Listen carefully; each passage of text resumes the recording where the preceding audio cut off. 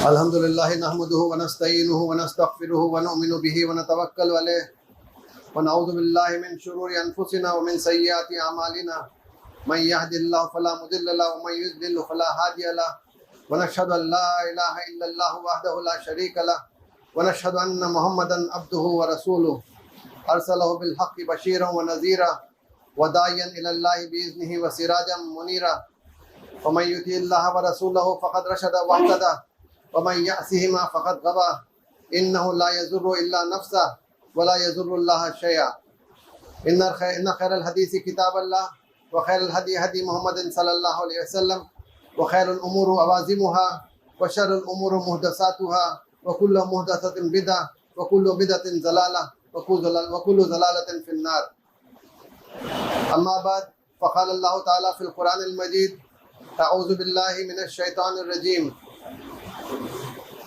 تلك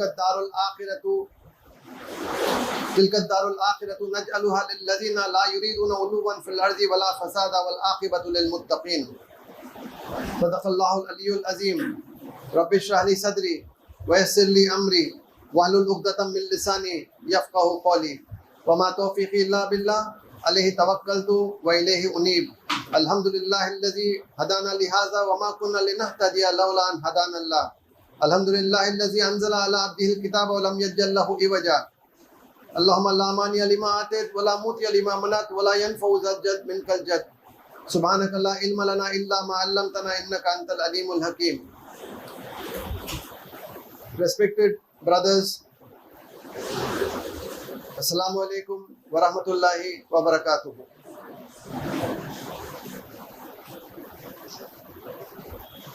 It is my first visit to this institution, KIBR Medical College, which Alhamdulillah, so far I had never known that had a beautiful prayer hall like this.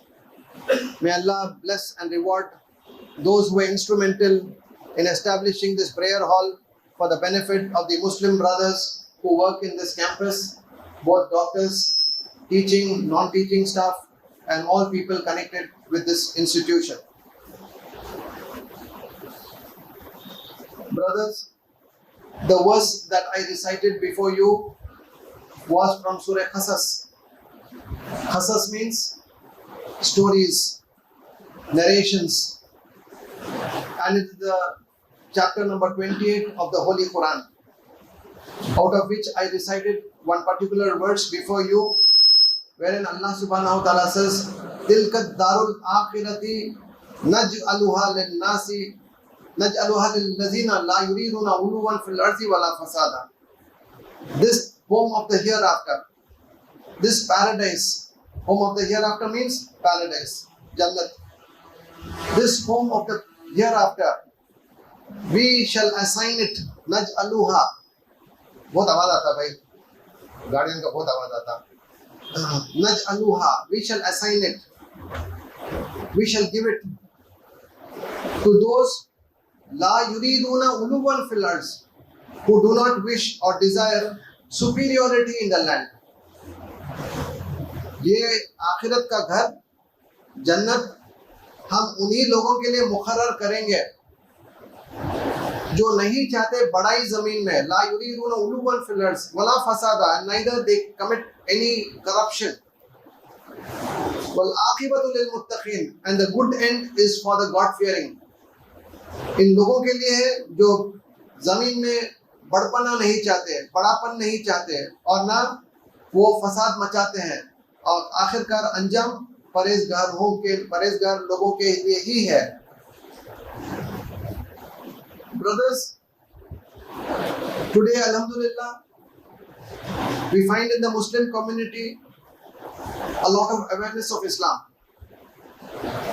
There have been many facilities and opportunities available today where the Muslim Ummah is able to empower themselves with the knowledge of Islam. There are several programs, seminars, conferences, Quran classes, istimas in every nook and corner of the world. And the people are very interested in knowing what Islam is all about. अल्हम्दुलिल्लाह, it's a very good indication और ये बहुत अच्छी चीज़ है कि अब नुमाया तौर पर मुसलमान के अंदर जो है ये बेदारी पैदा हो गई है कि वो दीन सीखना चाहते हैं. अल्हम्दुलिल्लाह, it's a very good indication and a good move forward. But very importantly, what we need to see is whether this knowledge or this religion of Islam which we wish to practice is free from certain deviations and corruptions, and that is very, very important. Learning Islam, practicing Islam is still, according to me, not difficult. What very important is to steer clear, to be away from any kind of such thoughts and practices that can destroy the good deeds that we do. And one among them is KIBR. KIBR means pride, arrogance, takabbur, जिसको उर्दू में कहते हैं. Do they call this perumine in Tamil? Pride. Do they call it perumine? Yeah. So this is very, very destructive, very, very damaging. You and I may learn Islam and empower ourselves with the knowledge of Islam. हम दीन सीखते हैं और दीन का इल्म हम हासिल करते हैं. But the moment we learn and empower ourselves with the knowledge, invariably, along with it comes an element of pride. We may think, oh, I know everything about Islam, or I'm learning Islam, I'm learning the Quran, I'm learning the Hadith. And that person starts looking down upon others, and he thinks that what knowledge he has gained is only the best. इल्म सीखते हैं और फिर ये तकब्बुर दिल में अगर आ गया, ये ख्याल अगर दिल में आ गया, ये पेरुमई जिसको हम कहते हैं तमिल में, யாரும் என்னுடைய அதிகமா அவங்களுக்கு அறிவு இல்லை, I only know the best. If this kind of an attitude develops, then what is the use of knowledge? Knowledge should make you modest. Knowledge should make you humble. And there should not be any element of pride inside you. Well, you are learning, alhamdulillah. Others too are learning. You have no right to condemn anybody. You have no right to look down upon anybody. In fact, ask Allah subhanahu wa ta'ala to give you a knowledge that will make you humble. And that is the watchword in Islam. At one point of time, when a person was not knowledgeable, he was very simple, modest, humble. But the moment he started learning knowledge, we find certain people becoming arrogant. To gain access to them becomes difficult. Their answers and replies and responses are very crude and harsh. Likewise, wealth. To become wealthy is not wrong, provided we earn through a halal means of livelihood, provided we earn in a halal way.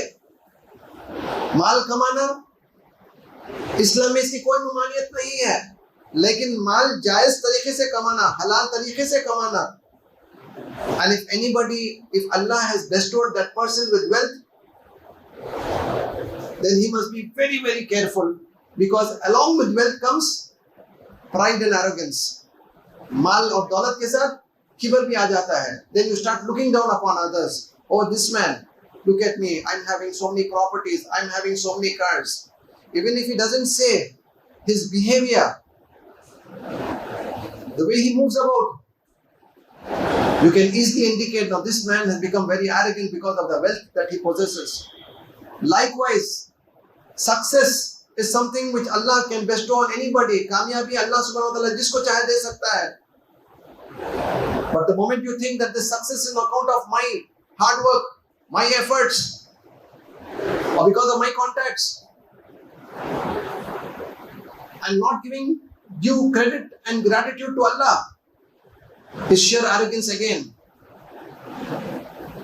कामयाबी अल्लाह सुब्हानहू व तआला जिसको चाहे दे सकता है, लेकिन कामयाबी हासिल करने के बाद इंसान जो है ये समझता है कि ये मेरा कारनामा है, ये मेरी कोशिश और मेहनत से जो है ये हासिल हुआ, तो ये किब्र की अलामत है। इसी तरह ओहदा है, पोजीशन है, अथॉरिटी है, इख्तिदार है। ये पोजीशन अल्लाह सुब्हानहू व तआला जिसको चाहे देता है, ये अथॉरिटी, ये मनसब अल्लाह सुब्हानहू व तआला जिसको चाहे देता है। लेकिन the moment you achieve a position in life, you become a president or you become a secretary or you become an executive committee member of any organization or institution or a masjid for that matter, and the moment you think I can dictate terms, nobody can challenge me, I'm not answerable to anybody, then this is also an indication of pride and arrogance. Because in institutions and organizations, shura'iyat, consultation is the watchword. Similarly, if this strength in youth, I am strong, nobody is as strong as me. So various forms are there by which a person, the social status, I belong to this khandan, I belong to this family, my ye jo hai, मेरे खानदान का जो है ये तरीका है, ये है मेरा खानदान, I am belonging to this royal family, etc. And therefore my word and my statement should be valued. This on the basis of social status. Then on terms of personality as well, somebody may be very good looking. Allah subhanahu wa ta'ala would have blessed him with a good personality. But the moment he looks down upon somebody and says, nobody is as strong, as beautiful and as handsome as I, gone, finished. What I was trying to arrive at is, as I said, to learn Islam, practice Islam is very easy, but to safeguard the good deeds that you have done is very, very important. We know in the case of Harun, in Surah Qasas, Allah speaks about the incident of Harun. He belonged to the Bani Israel. He was the cousin of Hazrat Musa alayhi salam. Allah blessed him with a lot of wealth. खूब मालो दौलत से अल्लाह उसको नवाजा था, but he took undue advantage of that favor which Allah bestowed to him and became proud and arrogant. And he said, all this what I have earned is on account of my hard work. I have received all this because of my smartness, my intelligence. And then you know what happened. One day when he was moving in the streets with all the pomp and splendor and all the wealth to show the people how rich and wealthy he is, what happened? You all know. Allah subhanahu wa ta'ala gave the order to the earth to swallow him up and his complete empire into the earth. वो और उसके पूरे माल और दौलत को अल्लाह सुब्हानहू व तआला ने जमीन को हुक्म दिया और वो धंस गया जमीन के अंदर. This the people saw with their own eyes. So Allah subhanahu wa ta'ala says, if you are working hard, and as every believer we all work hard to achieve the success in the hereafter and to attain paradise, then Allah subhanahu wa ta'ala says, be careful about two things. You should not wish or look for superiority in the land. And number two is, you should not commit any act of sin which displeases Allah. We are all sinful, we are all sinful, there is no doubt about it. But in the case of Adam alayhi salam, we see that Adam alayhi salam was apologetic. He turned to Allah and accepted and owned his mistake and said, oh Allah, I did commit a mistake. I am sorry for that. But what did Iblis say? Why should I prostrate to Adam? وَإِذْ قُلْنَا لِلْمَلَائِكَةِ اسْجُدُوا لِآدَمَ فَسَجَدُوا إِلَّا إِبْلِيسَ لَمْ يَكُنْ مِنَ السَّاجِدِينَ قَالَ مَا مَنَعَكَ أَلَّا تَسْجُدَ إِذْ أَمَرْتُكَ قَالَ أَنَا خَيْرٌ مِنْهُ خَلَقْتَنِي مِنْ طِينٍ وَخَلَقْتَهُ مِنْ نَارٍ خلقتني من نار وخلقته من طين قال فاهبط منها فما يكون لك أن تتكبر فيها فاخرج إنك من الصاغرين. Allah subhanahu wa ta'ala speaks about this in Surah Araf. Allah says, وَإِذْ قُلْنَا لِلْمَلَائِكَةِ اسْجُدُوا, and when we said to the angels, prostrate before Adam alayhi salam, they all prostrated except Iblis. لَمْ يَكُنْ مِنَ السَّاجِدِينَ, he was not of those who prostrated. Allah asked Iblis, قَالَ مَا مَنَعَكَ أَلَّا تَسْجُدَ إِذْ أَمَرْتُكَ, what happened to you, O Iblis? What stopped you from prostrating when you were commanded to prostrate? You know what answer Iblis gave? Ana khairun min, I'm better than him. That is, I'm better than Adam alayhi salam. خلقتني من نار, you created me out of fire. وخلقته من طين, and you created him out of clay. Fire is superior to clay, so why should I prostrate to something which is inferior to me? What was the decision of Allah? Fahbit minna, get down from here. You no longer are entitled to be here because you have showed arrogance, you have showed pride. So get down from here. Verily you shall be among those who are disgraced.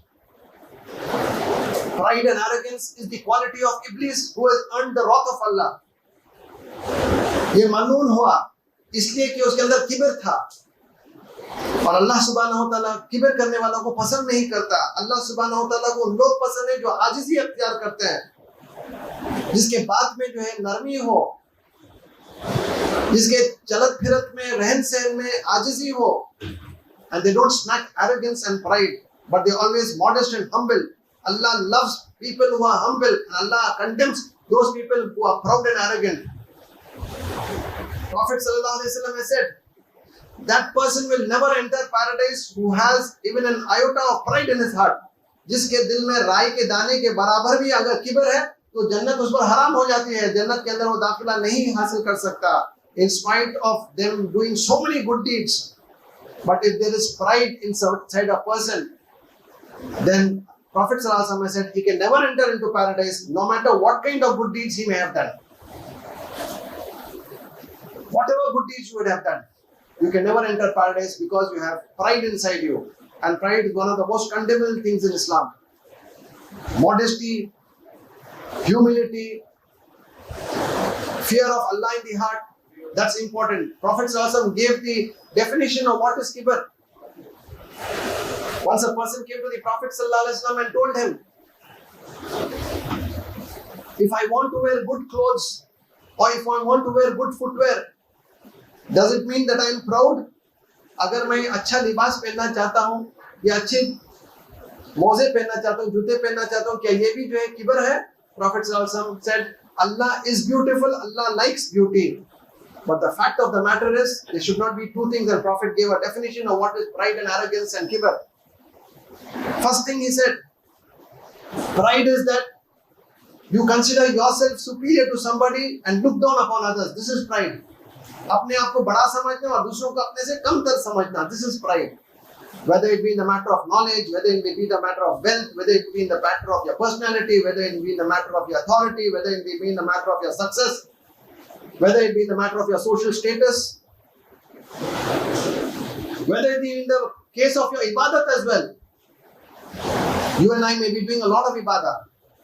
We may be getting our tahajjud and performing salah. But the moment the thought comes and if we entertain this thought, oh, I am performing tahajjud, whereas this person is not performing even fajr salah, gone. What's the use? अगर कोई इंसान ये समझे कि मैं तो tahajjud गुजार हूँ लेकिन ये तो फजर की नमाज भी नहीं पढ़ता, ये सोच ही खराब है. We know of an incident where a father and son got up for tahajjud and performed the tahajjud salah. Then the son told the father, oh father, we have performed tahajjud salah, but see all the people are all sleeping. You know what reply the father gave? Oh son, it would have been better that you did not perform tahajjud. ये बेहतर होता कि तू tahajjud ना पढ़ता तो अच्छा होता. Because you have done a noble deed by performing even tahajjud, but what's the use? The moment you thought others are lesser than you in your ibadah, finished. We have to do a lot of good deeds, but silently, without the people being told about it, without beating drums, और इसका हंगामा मचाए बगैर बिल्कुल silently जो है नेकी का काम करना है. क्योंकि the moment you make things apparent, then this evil thought can come into the mind through shaitan, who will try to destroy that good deed that you have done. Because shaitan will not stop you from doing good deeds, but shaitan will destroy the good deed that you have done. शैतान तुम्हें नेकी के काम करने से नहीं रोकेगा, लेकिन शैतान तुम्हारे किए हुए इबादतों को बर्बाद करेगा. So in any matter, whatever that Allah has bestowed on us, they should be always. So the second definition of kibr, as I was explaining, was the first I told you is you consider yourself superior and look down upon others. The second definition of kibr is that when truth and haqq is presented before you, you still reject it, in spite of you knowing that what is being told is absolute truth, on account of your ego. आपके सामने हक पेश किया जाता है. It is being told to you what is right and what is wrong, and with proofs and evidences it is being told to you. You also understand that what this person is conveying is absolute truth. But on account of your ego, you reject the truth. And this is what the Bani Israel, this is what the Yahud and Nasara also did. They knew that what Prophet was presenting before them was absolute truth. But why did they reject? Because of ego. They said, how can a prophet come among the Bani Ismail? He should have come among the Bani Israel. This was the ego which Allah uses the word called Baghyan in Quran. Baghyan means ego. Superiority. Ana जिसको उर्दू में बोलते हैं.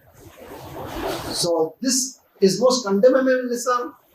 So we pray to Allah subhanahu wa ta'ala that to help us gain a lot of knowledge of Islam, and while practicing Islam, to adopt humility. And this is seen even when you want to climb a mountain and go up. You have to bend down, only then you will be able to climb and go on the mountain. The moment you remain straight, what will happen? You fall down. So when you're climbing the ladders of success, be humble. Allah will grant success over success. But the moment you show pride, you go down. You will fall. This is natural. A tree which is having a lot of fruits always is bends down. But only the tree which does not have fruits stands erect. This is an indication that the more Allah bestows us with His favors, the more we become humble, thankful to Allah, draw even nearer to Allah, and contribute for the cause of Islam, to serve the cause of Islam in whatever capacity we can, but silently, without making a noise about it. May Allah subhanahu wa ta'ala help us to develop humility in our lives. May Allah subhanahu wa ta'ala not allow pride, even an iota of pride, to set in our lives. And may Allah subhanahu wa ta'ala accept all our good deeds and not allow shaitan to destroy it, and give us the best rewards in this world and the hereafter. Ameen. Barakallahu lana wa lakum fil Quran al-Majid wa nafa'ana wa iyyakum bil ayati wa dhikril hakim. Innahu ta'ala jabbarun karimun malikun barrun raufur rahim wa rabbul halim.